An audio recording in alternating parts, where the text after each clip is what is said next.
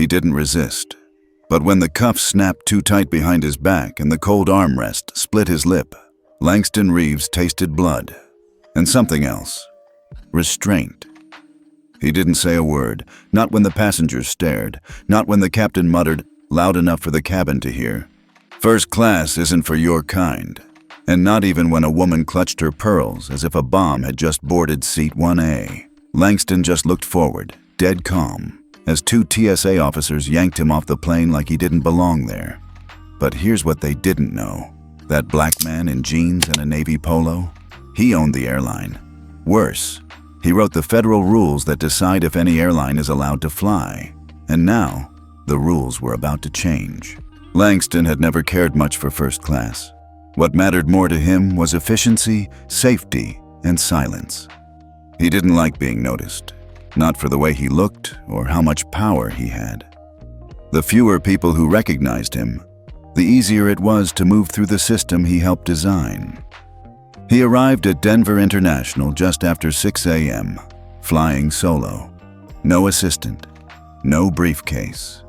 Just a weathered black carry-on and a mind full of reports from his last inspection at LAX. His return flight to DC was a quiet one, or at least, it was supposed to be. At the check-in kiosk, the agent barely looked at him. When she scanned his name, her eyes paused, flicked up. Then she printed the boarding pass and handed it over without a word. Langston Reeves. Seat 1A. First class. No red carpet, no fanfare. Just one of the most powerful men in aviation, moving through the terminal like any other traveler. That's how he liked it. Until he reached gate 22B. "First class boarding only," the gate agent announced. Langston stepped forward. The woman, early 30s, overcompensating smile, scanned his pass, blinked, then did a quick double take. "Oh, Mr. Reeves," she said, trying to sound neutral. "Enjoy your flight." He nodded, offered nothing more than a polite, "Thank you," and walked down the jet bridge. He could already feel it. The glances, the shifting, the unspoken question in every stare. What's he doing up here? As he entered the cabin, the senior flight attendant greeted him. "Welcome aboard. First class is to your left." Seat 1A sat pristine, tucked by the window. Langston placed his bag in the overhead bin, sat down, and opened his Kindle. A habit. A shield. Then she sat next to him. 1C. White woman, designer tote, skin pulled tight from recent Botox. She didn't say a word, but her sigh was loud enough. She pressed the call button.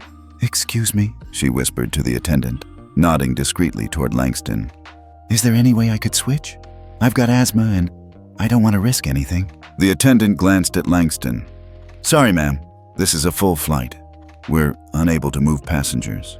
The woman's lips pressed into a thin line. Langston didn't flinch. He'd seen this before. Had lived it in every airport lounge and TSA checkpoint since he was 21. Then came the pilot.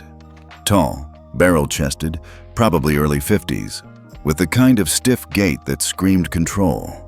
His name tag read Captain R. Keller. He walked through first class, stopped near 1A, and gave Langston a long, pointed look. He turned to the flight attendant, whispered something.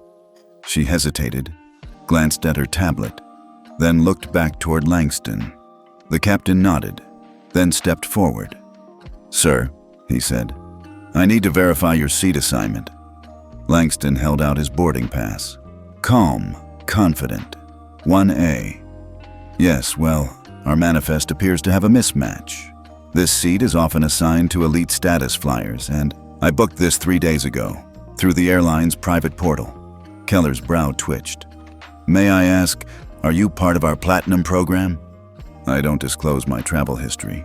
That hit a nerve. Keller stiffened. "Sir, I'm asking for your cooperation." Langston looked at him flatly. "And I'm cooperating." The captain leaned closer. "We can do this the easy way, or..." "The easy way," Langston cut in, "is for you to verify the boarding pass in your hand and let me return to my reading." Silence. Then Keller turned to the attendant. "Call security," He's being non-compliant. A ripple passed through the cabin. One woman gasped. A man across the aisle pulled out his phone. Langston's hands never moved.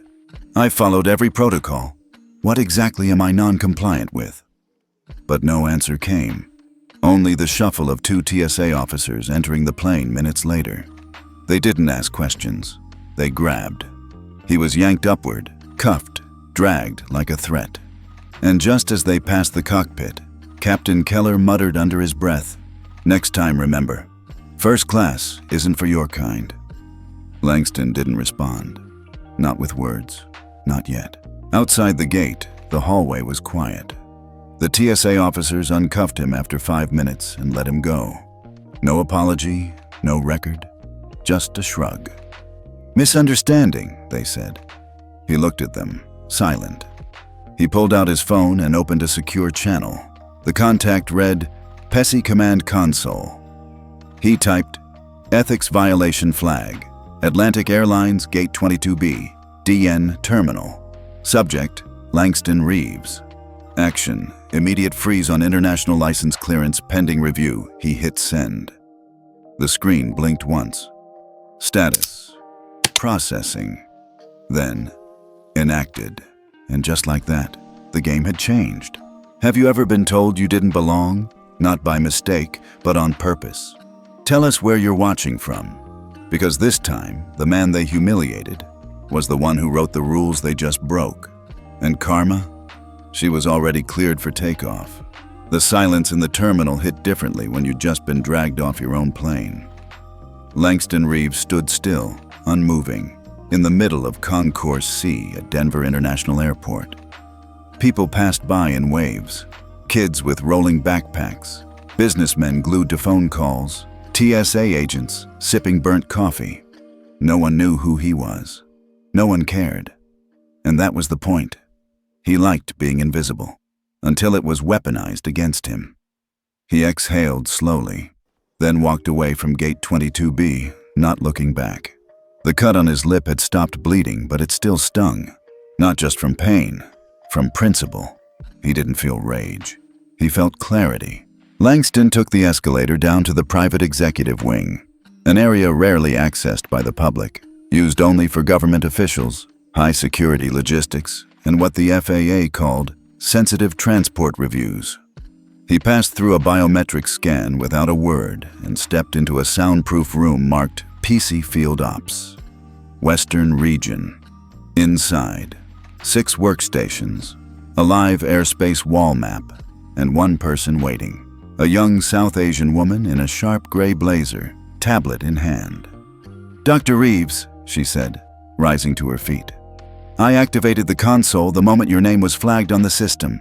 They filed a non-compliance report against you." Langston raised an eyebrow. "Did they now?" "Yes, sir. But I've already cross-verified surveillance and synced the incident audio from the cabin mic. You didn't violate protocol." "Good," he replied. "Because they did." She nodded. "Would you like to initiate a full compliance review?" Langston didn't answer immediately. He turned to the large glass wall showing the flight activity of Atlantic Airlines. Planes lifting, landing, living. He said quietly, "Start with a limited flag. International license only. If they want to cross oceans, they'll have to answer to ethics first." She paused. "And the FAA?" "I'll handle Washington." 15 minutes later, Langston was seated in a private lounge, glass of ginger tea untouched, when his phone buzzed. "Secure line, PESI HQ, DC." He answered. "Langston." "Jesus," came the voice on the other end. "I just saw the footage. You okay?" "I'm fine," he said, calm as ever. "That idiot captain's face is everywhere already. Half the board is in panic mode." Langston leaned back. "Let them panic. They had no idea you were on that flight. You're not on the public manifest. You used internal routing." Langston sipped the tea. "That's the point of a blind booking, to observe the system from the inside." "Well, you sure observed it. The system assaulted you." A pause. Langston finally said, "Then maybe it's time we remind them who built the system. PESI, short for Passenger Ethics Standards Initiative. wasn't just another oversight committee. It was a federal-level consortium that determined, renewed, and revoked an airline's operational authority based on how ethically it treated passengers. It wasn't flashy, it wasn't political, and it wasn't optional. Langston had written the first draft of its ethics protocol over 15 years ago. Back then, he was just an engineer with a vision and a grudge. He'd watched too many passengers, especially black, brown, disabled, elderly, be publicly humiliated, thrown off planes, spoken down to, and treated like trash just for daring to exist in luxury spaces. So he did what no one expected. He built the rules that could punish it, silently, legally, and thoroughly. Now, back in D.C., Langston stepped into the marble atrium of the PESI headquarters, where a dozen people were already waiting in the situation room. He didn't bother to announce himself. He walked in, placed his phone on the central console, and nodded toward the wall screen. The image changed. Atlantic Airlines, federal ethics score, pending freeze. A woman gasped. "Sir," one of the ethics officers began, "we just received an escalation notice from the FAA. Atlantic is requesting emergency clearance to resume 3 international flights that are now blocked." Langston tilted his head. "Let them wait." The room went still. He approached the screen and tapped a few keys on the touchscreen interface. Instantly, the PESI system displayed active violation, passenger class discrimination reported by Internal Ethics Authority. Action by Chairman Langston Reeves. Result: international route clearance suspended. Then he turned to the room. "This isn't just about one man," he said evenly. "It's about a pattern. It's about an industry that still thinks first class has a face, a color, a gender, an age." One of the analysts, a sharp woman named Mendez, asked, "Do we proceed with public notification?" Langston nodded. "Draft the statement, but don't release it yet." "Why?" He looked straight at her. "Because I want the CEO to hear it from me first." Langston called in from a private office. The CEO of Atlantic Airlines, Damon Crenshaw, answered after 4 rings. Polished, smug. The kind of man who hadn't taken a commercial flight in 10 years. "Langston," Crenshaw said. "Look, I just heard—" "Save it," Langston cut in. Damon cleared his throat. "I understand this looks bad." "No, Damon, this is bad." Crenshaw tried to pivot. "Maybe if you'd identified yourself." "I don't need to flash a badge to be treated with dignity," Langston snapped. "And if your crew needs face recognition to follow protocol, your airline has a deeper issue." Silence. Then Langston continued, calm but cutting. "As of this morning, PESI has suspended Atlantic's international clearances. I've flagged the incident under Class 3 violation, targeting passengers based on race, attire, and perceived social status." "You're killing us," Crenshaw whispered. "We have bored investors flying in tonight. You should have thought about that before letting a bigot run your cockpit." "I'll fire the captain." Langston paused. "You'll fire him," he said slowly, "and the flight attendant who backed him.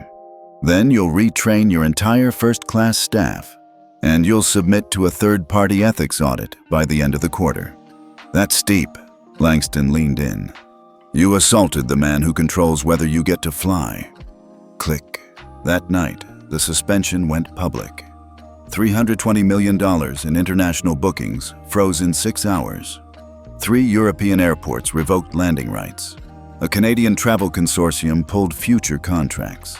By morning, Atlantic's stock dropped 11%. But Langston didn't post about it, didn't tweet, didn't speak to press.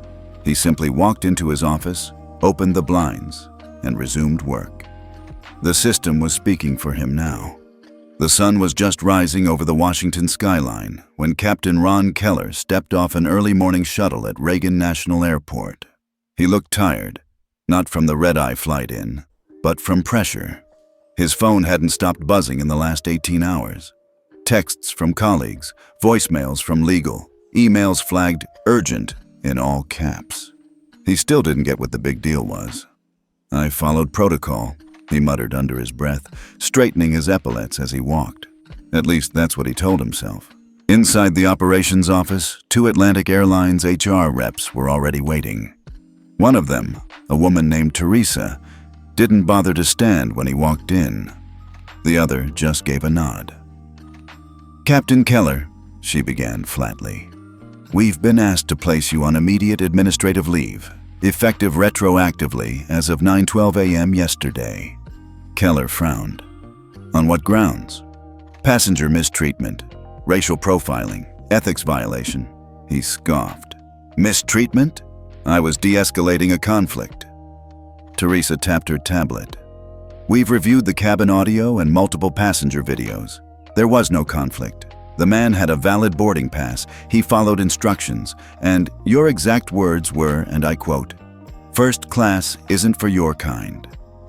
Keller stiffened. "You're twisting that." "Are we?" The male rep leaned forward. "Did you know who that passenger was, Captain?" "No.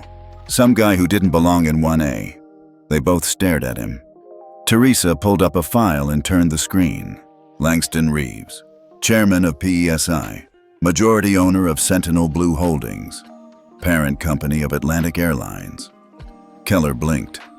"That can't be right." "It is," she said. And for the first time, Keller's face lost color. Meanwhile, in a quiet corner office of PESI HQ, Langston Reeves wasn't thinking about Keller.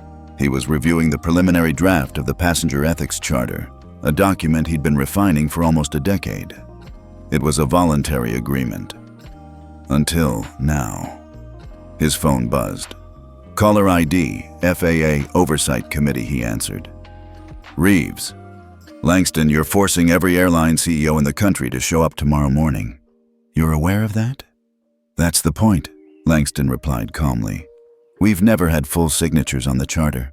Not one." "Then it's time we stop asking nicely. A beat. You know they're going to push back." Langston smiled. "Let them."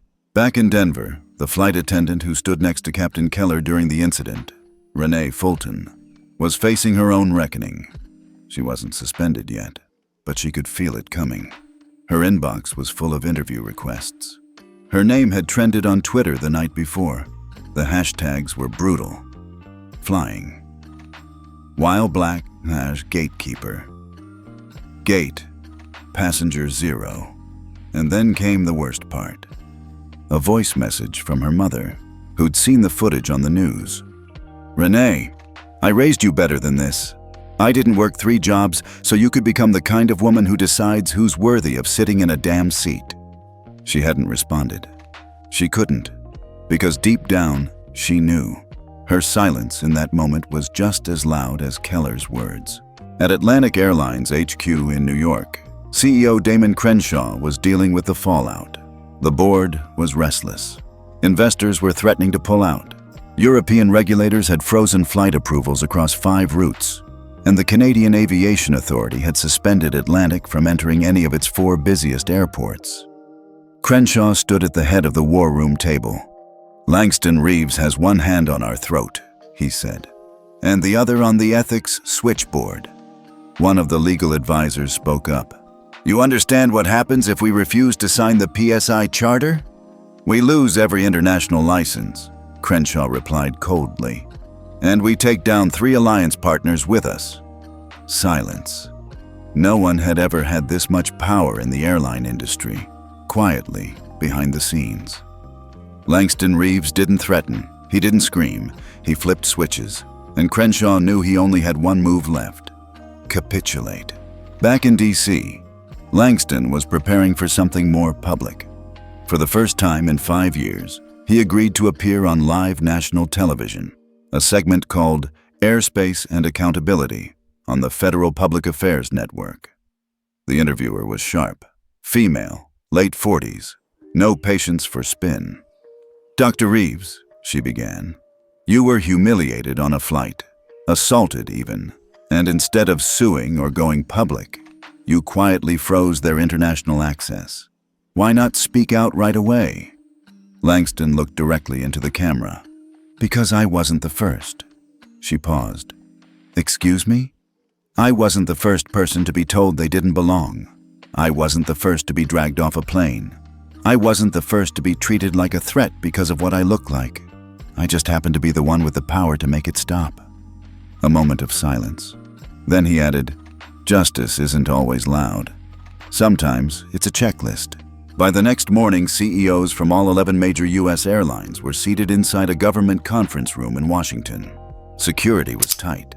Press wasn't allowed. Only one person stood at the front of the room, Langston Reeves, holding a single document, the Passenger Ethics Charter. "Sign it," he said, "or lose your license to fly anywhere outside the U.S." No one spoke. He looked around the room. One by one, the pens came out. Damon Crenshaw was the last. He signed, slowly, bitterly, but signed. Langston took the document, slid it into a sealed case, and turned to leave. Just before exiting, he paused. "To be clear," he said without turning around, "this isn't about punishment. It's about a future where dignity is not optional." And with that, he walked out. That night, Captain Ron Keller sat alone in his apartment, watching the news as the ethics charter was announced publicly. His face flashed on screen, blurred slightly, but still recognizable. He turned off the TV, reached for the bottle, then stopped. His phone buzzed. A text from his daughter. "Dad, why did you say that to that man?" He didn't reply, because he didn't have an answer that wouldn't change how she saw him. Langston, meanwhile, stood in front of his office window as the sun went down. He didn't smile, didn't fist pump, just watched.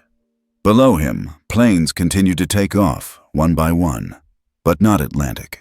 Not yet. And not until the system was rebuilt. One charter, one consequence, one silent reckoning at a time. Because first class was never just a seat. It was a mirror, and the industry was finally being forced to look into it. The conference room at Atlantic Airlines headquarters wasn't used to silence. It was where billion-dollar expansion deals got signed, where Wall Street analysts were invited to rub elbows with the airline's most powerful figures, where the mood was always confident, even when the numbers didn't back it up. But today, silence. Damon Crenshaw, the CEO, sat at the head of the table, flanked by his inner circle. He was holding a manila folder that had just been dropped in front of him by his general counsel. Stamped across the top, "Emergency Notice, PESI Compliance Downgrade." The words that followed made the blood drain from his face. Effective immediately, Atlantic Airlines is rated non-compliant by the Passenger Ethics Standards Initiative, PESI. International certifications are suspended. ESG investment access is frozen. FAA review pending. He looked up. Who the hell let this happen? His chief legal officer shifted in his seat. It wasn't about letting anything happen, Damon. It was triggered by your pilot and the crew, and by you for not acting fast enough. Crenshaw slammed the folder shut. "I signed the damn charter."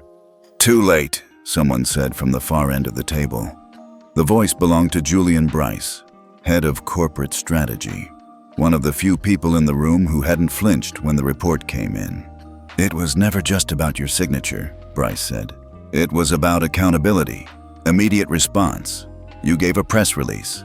Reeves wanted action." Crenshaw turned toward him. "Reeves set us up." Bryce shrugged. "He gave us 10 years to clean our act up. We ignored it."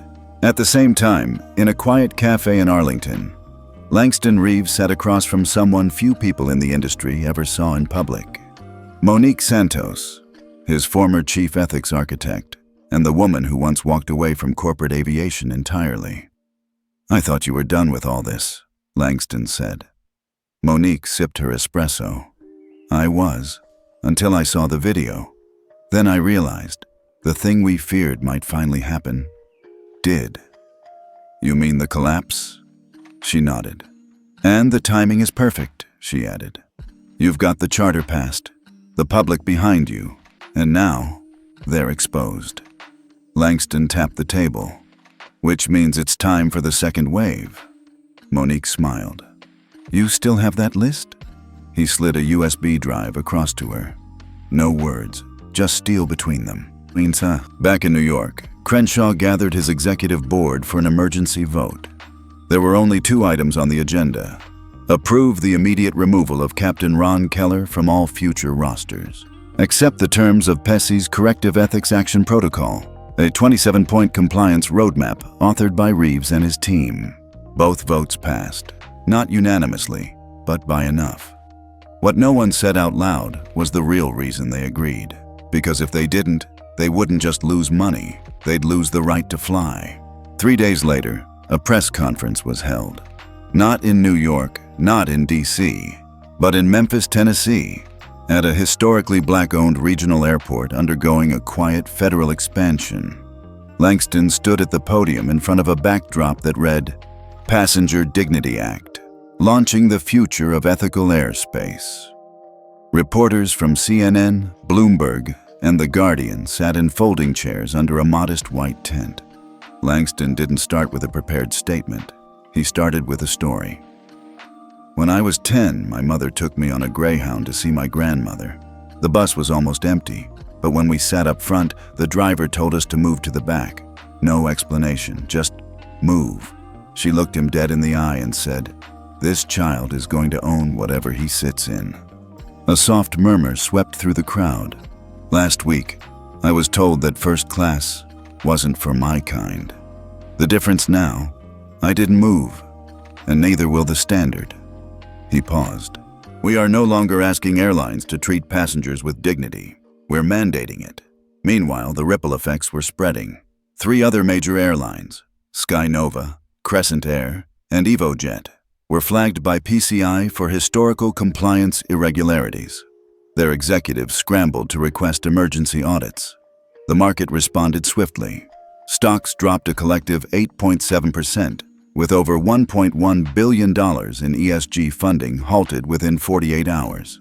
Media headlines exploded.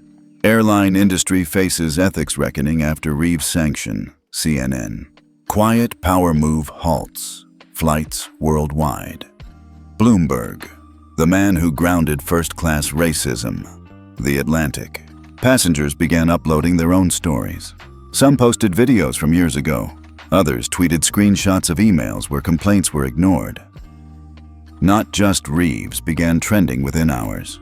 Inside the FAA's main office, a senior director handed a memo to the transportation secretary. Sir, with the current PESI realignment, we're recommending mandatory adoption of the Reeves protocol across all domestic carriers. The secretary read the summary. Mandatory implicit bias training for all staff. Required ethics reporting systems for passengers, real-time compliance monitoring via biometric incident capture, loss of federal route access for non-compliant carriers, he nodded. Draft the executive order, effective immediately. And somewhere across the country, Ron Keller sat on his porch, staring out at an empty driveway. His pilot's license was still valid, but no one was returning his calls. His pension had been suspended pending review. His union had gone quiet. And worst of all, he kept replaying that moment. First class isn't for your kind. He thought he was making a point. Turns out, he made history. Langston Reeves never responded to Keller, never spoke his name again. He didn't need to. The system responded for him. Because power doesn't always roar. Sometimes, it rebuilds in silence. 3 days after the press conference in Memphis, the storm hadn't passed. It had grown. Airlines were scrambling to revise training manuals. Travel influencers were calling for boycotts. ESG funds were quietly removing names from their portfolio sheets. But inside a private office on the 38th floor of the Sentinel Blue building in D.C., Langston Reeves wasn't reading headlines. He was on a call, one that no one outside that room would ever know happened. "Langston," came the voice through the encrypted line. Calm, polished, almost fatherly. "Mr. Chairman," Langston replied, keeping his voice neutral. "I saw the press conference. Strong delivery, dignified. But I have to ask, why now?" Langston leaned back in his chair, looking out at the skyline. Because the system's been rotting for years. I just finally stopped pretending the mold wasn't there. A pause. You realize what you've triggered, the chairman said. Langston didn't answer. You've frozen $1.2 billion in route authorizations. You've spooked half the European partners. Your charter practically forced 4 CEOs into resigning. You understand the gravity of that? Langston tapped a pen against his notepad. Sir, with respect, the gravity was already there. I just removed the curtain. Across the city, at Atlantic Airlines HQ, Damon Crenshaw stood in front of his board with an emergency update. We've been given 72 hours to present a full ethics remediation plan, he announced. One board member scoffed. Is this a dictatorship now? Crenshaw didn't flinch. No, it's a mirror. We ignored it. Now it's reflecting everything we didn't want to see. He clicked the remote. A slide appeared. PESI compliance pathway. Mandatory actions. Retire current DEI leadership. Install real-time passenger ethics reporting. Transfer 12% of first-class profits to Passenger Fairness Fund. Sign direct data sharing agreement with PESI oversight. Murmurs filled the room. Someone muttered, 12%? Crenshaw looked at them. You want to keep flying to Europe? To Asia? This is the cost. Either we clean house or we get shut out. Meanwhile, in Detroit, Monique Santos, former PESI ethics architect, held her first closed-door session with 22 cabin crew trainers from 5 different airlines. She pulled no punches. Some of you have been teaching your teams to de-escalate by targeting black passengers as risks. Others have let passive aggression slide because the customer started it. That ends now. She projected a clip of Keller's flight, paused it right as Langston looked up from his seat.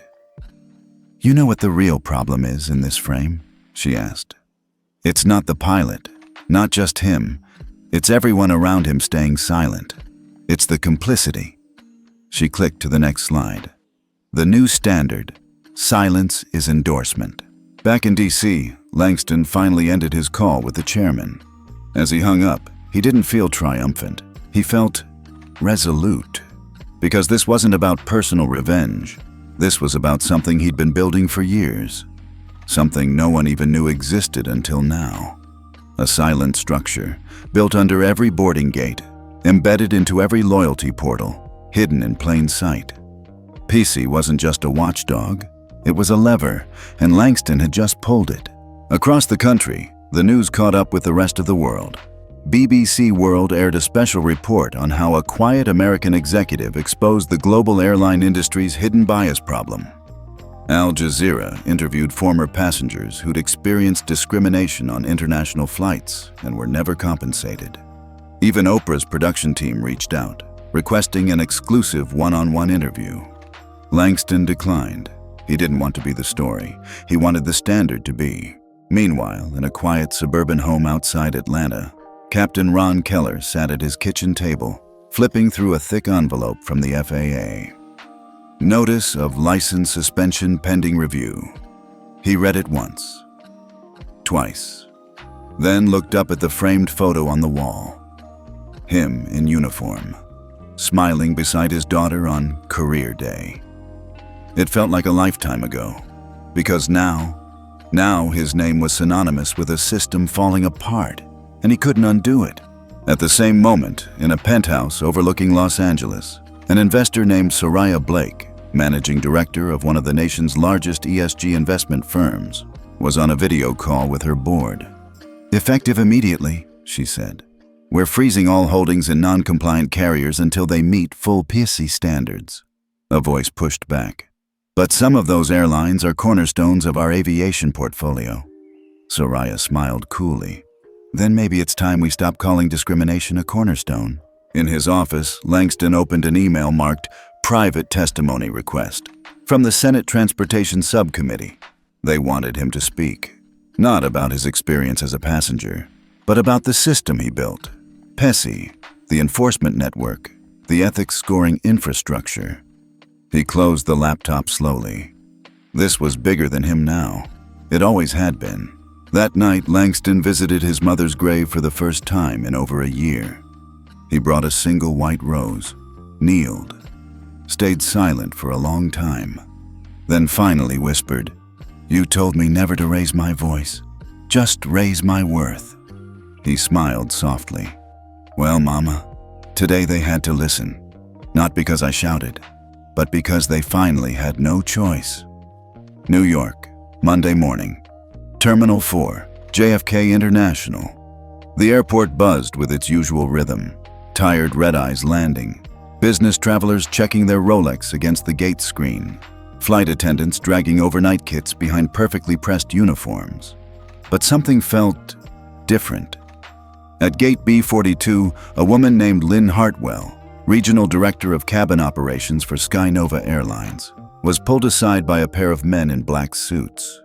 They weren't from TSA, they weren't from HR, they were from PESI, and they had a clipboard with names. Hers was on it. 2 hours earlier, Langston Reeves had walked into a private room inside the FAA's Ethics Enforcement Unit. The director of compliance, a sharp-eyed woman named Rachel O., waited with a stack of sealed files. "You're sure about this list?" she asked. Langston nodded. "We've been giving them chances for over a decade. But some people only listen when silence costs them everything." She handed him a pen. "Then it's time to hit send." By noon, 73 senior flight crew trainers and operations executives across 4 airlines received surprise audit notices. Some were mid-meeting, some were boarding flights. One was giving a TEDx talk on passenger empathy.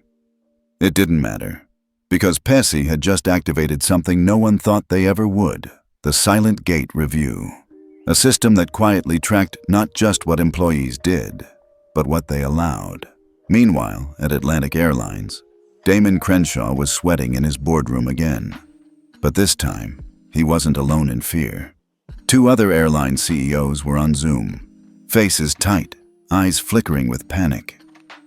"I just had my head of security detained in Charlotte," said one.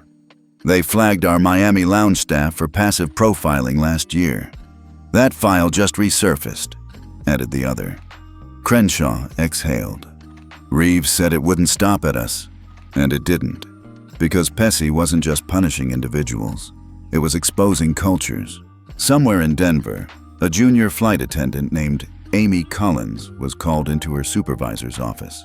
She'd been with the airline for less than a year, had barely clocked in enough hours for health insurance. But today, she was being promoted. Why? Because 4 months ago, she filed a quiet, overlooked complaint about a senior attendant who refused to serve a disabled black passenger in first class. PSI had found the log. The senior attendant was suspended. Amy's report, once buried, had now become evidence of courage. And for the first time in her life, she felt seen. That night, Langston got a call. Not from a CEO, not from the FAA, but from a woman named Julia Perkins, age 72, retired schoolteacher from Montgomery, Alabama. "I just wanted to say thank you," she said softly. He smiled. "For what?" "For making sure my grandson won't be humiliated like I was when I was his age. For making it stop before he grows up thinking it's normal." Langston said nothing for a moment. Then, "He deserves a flight that respects him before he even says a word." In the days that followed, ethics dashboards across the industry lit up like warning lights on an old aircraft. 24 flagged incidents from just the past week. 11 outdated passenger appearance memos quietly pulled from internal systems. 3 airlines forced to refund and publicly apologize to passengers based on PESI data review. And then it happened. A mid-level manager at EvoJet leaked an internal recording to the press. In it, an executive could be heard saying, "It's not racism if the passenger looks suspicious. It's just instinct." The backlash was instant. Social media erupted. "Hat looks suspicious" trended for 48 hours straight. Langston didn't tweet, didn't speak to the press. He didn't have to, because PESI had already downgraded EvoJet's ethical clearance to level 4, at risk. Their international flights were suspended by dawn. In a quieter corner of DC, Langston met again with Monique Santos and Rachel O. The mood was different this time. Less fire, more clarity. "We've hit the walls," Monique said. "Now we need to build." Rachel laid out a proposal. It was called The Legacy Protocol, a public, ranked ethics scorecard for all major U.S. airlines. Live passenger reporting available via airport kiosks and mobile apps. Mandatory inclusion in boarding algorithms for gate staff decisions. And perhaps most controversial, public resignations for executives found non-compliant 3 years in a row. Langston ran his hand over the page. He didn't speak right away. Then, quietly, "Let's put it in motion." But not everyone was resisting. In Seattle, the CEO of a small regional airline called Everflight reached out personally. He'd watched what happened, and he wanted to be the first to voluntarily adopt the Legacy Protocol. "We're not perfect," he admitted in his video message to Langston, "but we'd rather build forward than beg forgiveness." Langston replied with just 5 words, "Then you're already ahead, sir." In an airport cafe in Newark, a retired engineer watched footage of Langston on his iPad. He nudged his wife and said, "That's him. That's the man I told you about. Refused to give up his seat. Didn't yell, didn't punch, just changed the whole damn sky." His wife smiled. "You think he flies coach now?" He chuckled. "He owns coach." And somewhere, in a quiet office with floor-to-ceiling windows, Langston stood alone, looking out as another jet lifted into the sky. He didn't see wings. He saw systems. Thousands of tiny decisions. Invisible power lines. Every seat, every gate, every silent moment that once told someone, "You don't belong here." Now, they belonged. Because he redrew the map, and the skies would never forget it. It had been 16 days since the incident on Flight 1180. The flight where Captain Ron Keller told a black man that first class wasn't for his kind. The flight where that same black man, Langston Reeves, sat calmly in silence. And the flight that ignited an avalanche that grounded international routes, froze 1.1 in ESG capital, and flipped the airline industry on its head. But in a quiet suburb outside of Charleston, South Carolina, Ron Keller still didn't think it would come to this. His porch light flickered overhead as he reread the formal suspension letter. FAA, PESI, Atlantic Airlines. 3 seals at the top. 0 options at the bottom. The letter wasn't angry. It was cold, measured, final. Your employment is terminated effective immediately. Your participation in federal aviation programs is suspended pending full PESI ethics review. Your FAA credentials have been placed under administrative hold. Ron looked up from the letter and down at his shaking hands. The same hands that had held the throttle on transatlantic flights. That had shaken hands with foreign dignitaries. That had once lifted his daughter into the cockpit to show her where the stars met the earth. Now, they were just hands, trembling, useless. 3 blocks over, Janet Lewis, a former Atlantic Airlines flight attendant, was watching the PESI dashboard update in real time. She'd served under Keller 3 times, and she remembered his microaggressions. The jokes about urban music on in-flight playlists. The way he'd raise an eyebrow anytime a non-white passenger sat in row all-1. How he'd sigh when a crew member asked to swap shifts for religious holidays. She never said anything, until now, because PESI had opened an anonymous staff testimony portal. Janet told the whole story. No embellishment, just truth. And for the first time in 10 years, she felt like her voice wasn't going straight into a shredder. Meanwhile, Langston Reeves was back in his home office in D.C., reviewing the final draft of the Senate testimony packet. It wasn't a story about revenge. It was a report backed by 214 documented ethics violations across 7 major airlines over a 10-year span. PESI had done what no one else dared. They connected the dots. Langston leaned back in his chair, rubbed his temples, and muttered under his breath, "This isn't about punishing one man. It's about ending the system that protected 1,000 like him." Back in Charleston, Ron finally logged into his email. There was only one unread message. Subject, final settlement offer. The terms weren't generous. No pension, no severance. Just medical continuation for 12 months if he agreed not to sue or speak publicly. He clicked reply, then stopped. What was he going to say? That it wasn't fair? That he didn't mean what he said? Because deep down, Ron Keller had always believed he was safe. A decorated pilot, 30 years in the cockpit, respected in the union. And yet, here he was, grounded by a man who never raised his voice. Ron got up and wandered into the garage. It was clean, neatly labeled shelves, an old travel bag still sitting in the corner. He unzipped it. Out came his flight logbook. He flipped through the pages.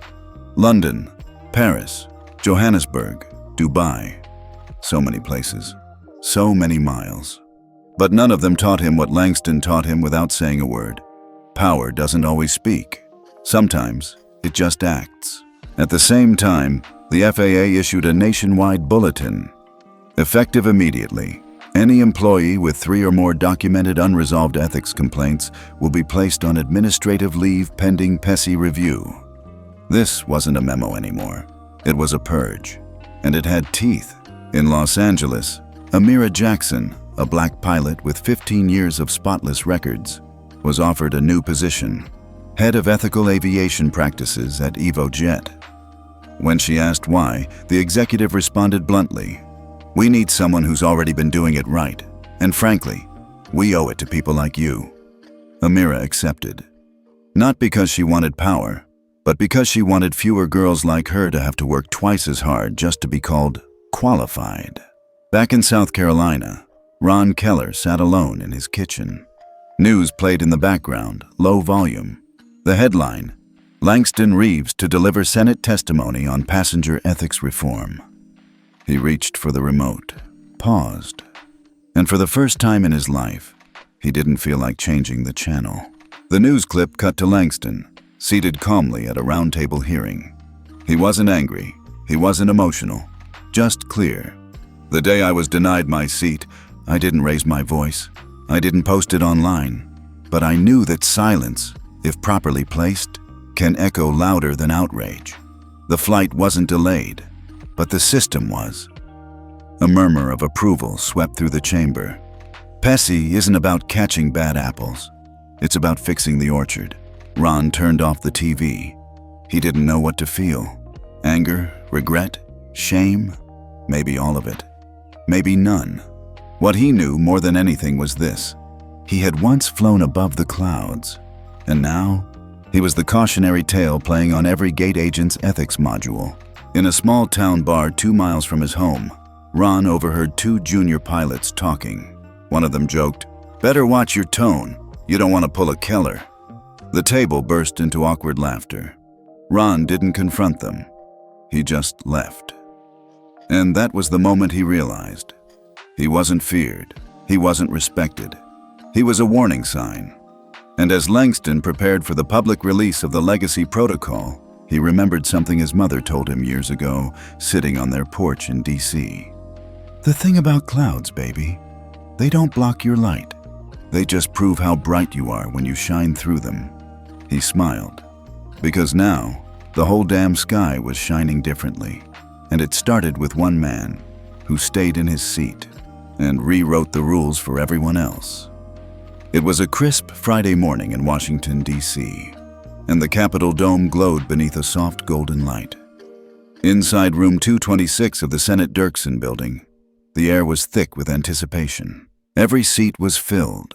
Aviation regulators, CEOs, union reps, journalists, ethics experts, and a handful of citizens who had fought for dignity above 30,000 feet and lost.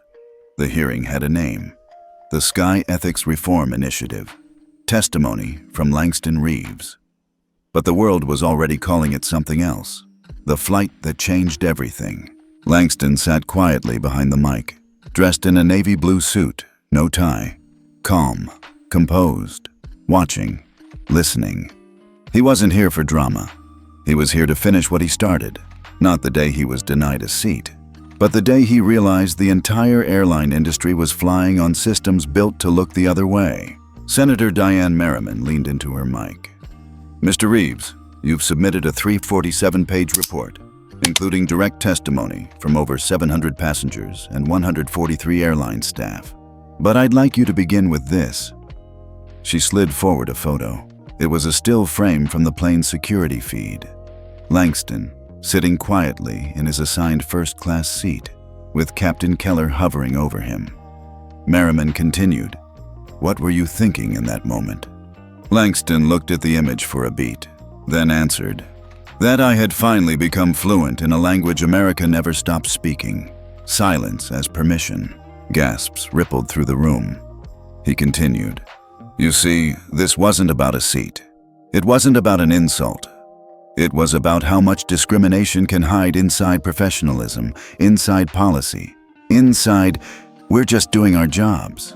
I didn't raise my voice because I didn't have to. I already built the system that could speak louder than me." That system was PESI, the Passenger Ethics Standards Initiative, and today, the whole country was finally listening. Meanwhile, across the country, airports in Los Angeles, Atlanta, Denver, and Chicago had already begun soft-launching the legacy protocol. Real-time public ethics scores displayed at each airline gate. Live survey kiosks for passengers to report discrimination. Algorithms that flag patterns of racial, disability, or class-based denial of service. And, most critically, a passenger ethics veto, allowing high-risk flights to be flagged by PESI in real time. The industry had never seen anything like it, and they couldn't stop it now. Back in D.C., Senator Merriman asked the room, "Can anyone here name the policy that protected Langston Reeves that day?" Silence, because there wasn't one. Only PESI, which Langston had quietly developed over a decade through private equity infrastructure and federal partnerships.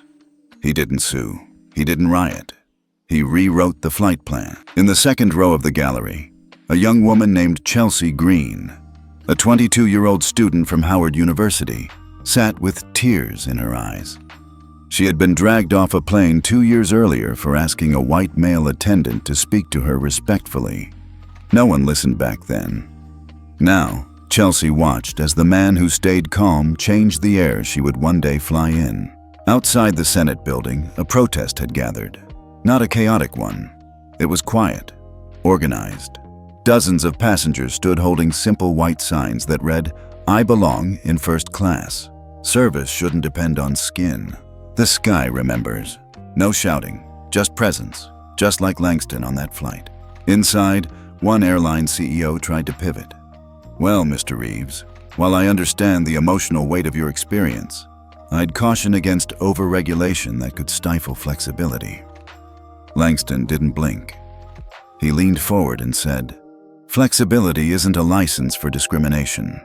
And if your business model requires marginalizing certain passengers to function, then maybe it's time your model gets grounded." The room went still. Then applause broke out. And this time, no one tried to silence it. By the end of the hearing, the Senate committee voted 11-1 to move forward with a bill that would mandate universal adoption of PESI standards across all U.S. certified airlines. A federal ethics scorecard displayed online and at terminals. Whistleblower protections for airline employees reporting discrimination. Suspension of route licenses for airlines falling below PESI ethics thresholds for 2 consecutive quarters. It was the most sweeping air travel reform since post-9/11 security laws. Only this time, it wasn't about terrorism. It was about dignity. That evening, Langston returned to his office. He didn't pour champagne, didn't call the press, didn't even take off his blazer. He walked to the window and looked out at the sky. Flights rising, flights landing, all of them passing through invisible systems. And now, those systems had a conscience, because a man who was told to leave his seat refused, and instead rewrote where the journey began. Downstairs, a young receptionist named Malachi tapped on his door. "Mr. Reeves, there's a letter here. No return address." Langston opened the envelope. Inside was a handwritten note. "I don't know if you remember me. I was the woman in seat 3C. I said nothing when Keller spoke to you like that. I just stared out the window and pretended I wasn't there. I'm sorry. I didn't know what to do. But because of you, I'll never stay silent again." Langston folded the note, set it on his desk, and smiled. He didn't need credit. He just needed people to see. It had been a month since Langston Reeves took a silent seat in first class and shook the pillars of the global aviation industry. Now, inside the high-rise Skyview Tower in New York City, executives, regulators, and ethics architects gathered for what was already being called the Skyline Summit, a closed-door convening of every airline CEO flying under U.S. routes. The air smelled of espresso, leather briefcases, and nerves. No speeches, no cameras, just 27 leaders and one man who didn't need to raise his voice. Langston sat at the head of the circular conference table in front of a single plaque. Chairman, PESI Oversight Council. Let's begin, he said calmly, tapping the digital tablet in front of him. The screen on the wall lit up with a slide. Compliance versus consequences, 42 airlines, 19 below threshold. A buzz moved through the room. Several CEOs exchanged uneasy glances. Langston didn't wait. I'm not here to shame anyone, he began. I'm here to clarify the path forward. You already know the system. You've seen what happens when it's ignored. He paused. No one moved. So here's the future. The PESI Flight Dignity Protocol becomes binding next quarter. You don't pass the score? You don't fly. Across the table, one European executive shifted uncomfortably. This feels aggressive. Reform takes time. Langston didn't even blink. It's already taken decades. Another CEO tried a softer route. We agree in principle, but the logistics... Langston leaned forward. The logistics weren't a problem when you tracked how long it took my people to board, or when you flagged our hairstyles as non-compliant. Don't talk to me about logistics. Talk to me about will. 3 seats down, Damon Crenshaw, CEO of Atlantic Airlines, spoke up. He had stayed mostly silent since the fallout.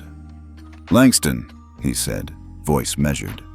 We've implemented the real-time passenger ethics tracker, integrated PESI protocols into cabin crew training, and diverted $14 million into the passenger fairness fund. Langston nodded once.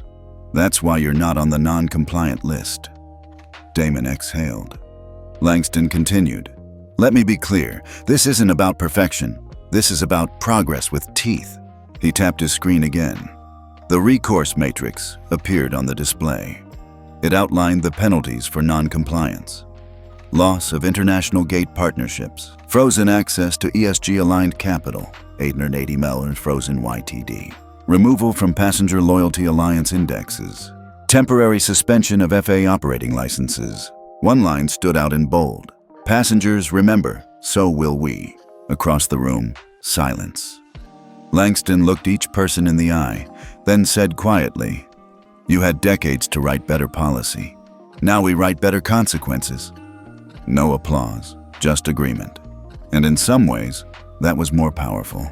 By the end of the summit, 24 out of 27 airlines signed the Legacy Protocol Charter, making PSE compliance a prerequisite for maintaining federal route licenses.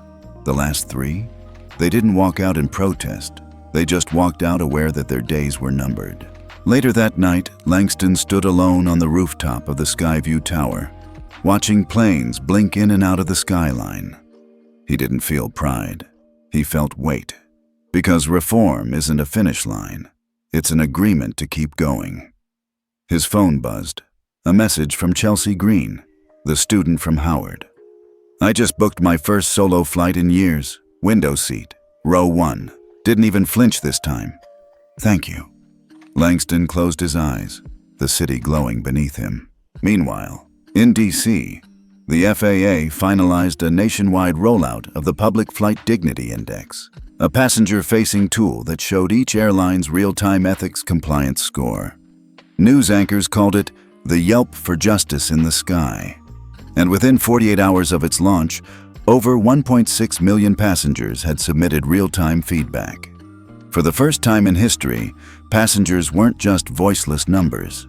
They were part of the system. At JFK Terminal 4, Monique Santos stood beside a touchscreen kiosk. A white man behind her in line asked skeptically, "What even is this thing?" She smiled, tapped the screen and said, "It's the reason you didn't just cut in front of me without thinking twice." He blinked. She didn't explain further. The system spoke for itself now. Back in Langston's suite, A junior staffer handed him a sealed envelope marked Confidential, International Council for Aviation Ethics. Geneva meeting inside was a formal invitation. They wanted PESI to lead the formation of a global standard, not American, not European, global. Langston looked at the final line of the letter. The sky doesn't belong to one nation. It belongs to all of us, and it must serve with dignity. He set the letter down and looked out once more at the blinking lights above the Hudson. Each one a story, a traveler, a memory, a risk. And now, a little safer, a little fairer, because one man stayed seated, then stood up in the most powerful way imaginable. Langston Reeves never planned to be a public figure. He didn't like being the center of attention, didn't chase headlines, didn't care for boardroom applause or red carpet galas. He built systems, quietly, effectively, permanently. But now, wherever he went, from DC to Dallas, from gate lounges to boardrooms, he was recognized, respected, sometimes even feared. What started with a denied seat had become something bigger than policy. It had become culture change. It was a rainy Thursday when Langston found himself alone at a regional airport in Missouri. Not flying for business, not chasing reform, just visiting. He was speaking the next morning at a small aviation college about systems design and ethical architecture. But tonight, he wandered the terminal like any regular traveler. No suit, no staff, just Langston. He sat near Gate 3 and watched as an elderly black couple tried to board early, only to be stopped by a young gate agent. "No pre-boarding unless you're in Group A," the agent said, barely making eye contact. The couple explained they had knee issues. The agent didn't budge. Langston didn't intervene. Not yet. Instead, he watched a second agent, a Latina woman in her early 20s, quietly step in, scan the couple's boarding passes, and escort them in with a kind smile. No fanfare, no scene, just decency. Later, as he passed by baggage claim, that same young woman approached him. "Mr. Reeves?" Langston turned. "I just wanted to thank you," she said. "Not for the speech tomorrow, for the systems. I read about PESI. I read about what you did. It made me stay in this job. It made me believe we could actually do this the right way." Langston smiled, eyes soft. "You just proved we can." The next morning, Langston stood before a classroom of students in worn-out hoodies and aviation patches. He didn't use slides, didn't quote legislation. He just told them what happened. The flight, the silence, the system that was always meant to ignore certain people, until someone forced it to listen. Then he asked them a question. "What kind of skies are you training to protect?" The room stayed still. Then, slowly, one student raised his hand. "The kind where I don't have to explain why I'm in first class." Langston nodded. That was the future. Weeks later, the FAA released its first quarterly report under the new PESI framework. The findings: passenger discrimination reports down 43% across major carriers. Ethics-related staff suspensions up 19%, followed by a surge in retraining. Passenger satisfaction for BIPOC and disabled travelers up 58%. It wasn't perfect, but it was real, and it was working. Back at his office, Langston received a package. Inside, a photo. It was taken by a passenger on the day of the incident, the exact moment Langston sat down, unfazed, as the pilot stood over him. The note on the back read, "This was the moment the sky shifted. You didn't stand up, but the world finally did." Langston placed the photo on his desk, beside a simple brass plaque that read, "Dignity doesn't ask for permission." Because in the end, it was never just about one seat. It was about every seat, and who gets to sit there without shame. The invitation came in a silver envelope, sealed with a navy blue crest. Legacy Gala, honoring reformers in aviation. Location? Geneva. Dress code, black tie. Purpose: official international recognition of PESI as the new global passenger ethics standard.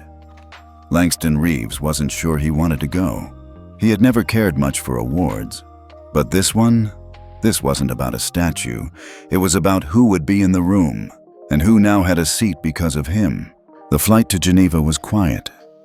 Langston sat in first class, not because he demanded it, but because the ticket said so. Nobody questioned him. Nobody double-checked. Nobody gave him that side glance asking, "Are you sure you're supposed to be here?" For once, the air felt easy, not earned, not defended, just normal. As the plane cruised above the Atlantic, the flight attendant, a middle-aged man with a kind face, leaned down and whispered, "I know who you are, sir." Langston looked up. "You changed the way I train my crew," the attendant said, almost embarrassed. "Made me realize how much we'd been taught to ignore." Langston nodded. "Unlearning is still learning," he said softly. The man smiled and left without asking for a selfie. That was new. The Geneva ballroom was carved out of marble and glass, with a ceiling painted like clouds. Around him were dozens of leaders, CEOs, regulators, whistleblowers, even former passengers who had once filed complaints and were now voices on ethics councils. At the center of the gala was a large round table, symbolic. No head, no corner seat, just equality. Langston didn't give a speech. He gave something better. He listened.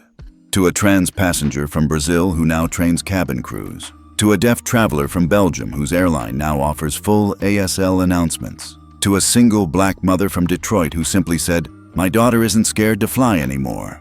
Later that evening, as the lights dimmed, an older gentleman approached Langston. Gray suit, familiar eyes. "Captain Keller," the man said.